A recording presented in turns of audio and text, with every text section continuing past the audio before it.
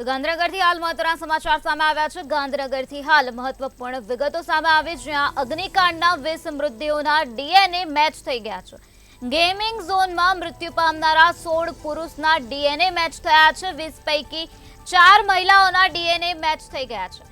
તો એફએસએલ દ્વારા અન્ય સેમ્પલોની પુષ્ટિ થઈ રહી છે। નાઈ સહાયક વિજ્ઞાનની કચેરી દ્વારા સત્તાવાર જાહેરાત થઈ છે।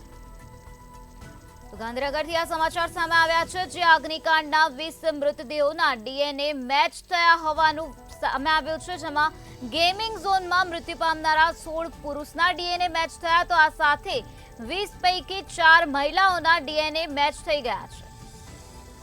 એફએસએલ દ્વારા અન્ય સેમ્પલોની પુષ્ટિની કામગીરી ચાલી રહી છે। નાઈ સહાયક વિજ્ઞાનની કચેરી દ્વારા સત્તાવાર જાહેરાત કરી દેવામાં આવી છે। તો રાજકોટમાં જે ગોઝારી દુર્ઘટના સર્જાઈ હતી, જેમાં 28 નિર્દોષ લોકો માર્યા ગયા, તે મૃતદેહોને ડીએનએની તપાસ ચાલી રહી હતી, ત્યારે ગાંધીનગરમાં અગ્નિકાંડના 20 મૃતદેહોના ડીએનએ હવે મેચ થઈ ગયા છે, જેમાં ગેમિંગ ઝોનમાં મૃત્યુ પામનારા 16 પુરુષના ડીએનએ મેચ થયા છે। તો 20 પૈકી 4 મહિલાઓના ડીએનએ મેચ થયા છે। એફએસએલ દ્વારા અન્ય સેમ્પલોની પુષ્ટિ થઈ રહી છે। નાઈ સહાયક વિજ્ઞાનની કચેરી દ્વારા આ પ્રકારની સત્તાવાર જાહેરાત કરી દેવામાં આવી છે। તો આજ મુદ્દે વધુ માહિતી આપવા માટે આપણી સાથે સંવાદદાતા ઉજ્જવલ વ્યાસ જોડાઈ ગયા છે। જી ઉજ્જવલ, ગાંધીનગરમાં અગ્નિકાંડના 20 મૃતદેહોના ડીએનએ મેચ થઈ ગયા છે, શું છે વધુ વિગત?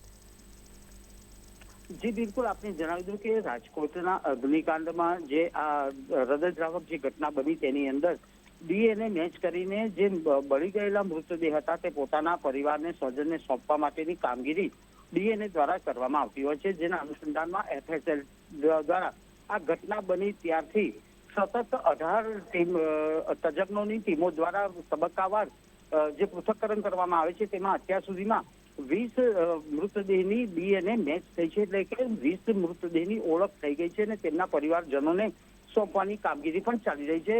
આ ઘટના બની ત્યારથી યુદ્ધના ધોરણે એફએસએલની અંદર રાત દિવસ આ કામગીરી કરવામાં આવી રહી છે, જેના અનુસંધાનમાં અત્યારે